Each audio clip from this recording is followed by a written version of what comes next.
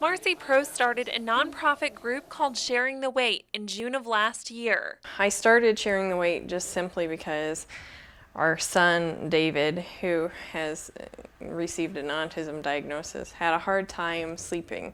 He didn't sleep for 2.5 years of his life. He was up every 15 minutes to an hour. When David turned 2, they got into therapy, and 6 months later, their occupational therapist gave them a weighted blanket to try. And we tried it. First night, he slept through the night for the first time in his life. And so we called this blanket the miracle blanket. And my mom figured out how to make these blankets. Her goal initially was to make 3 because it was his 3rd birthday.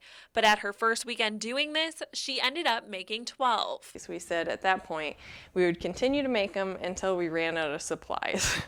And so 162 blankets later, we still have supplies. These poly pellets allow the blanket to not only be weighted, but washable too.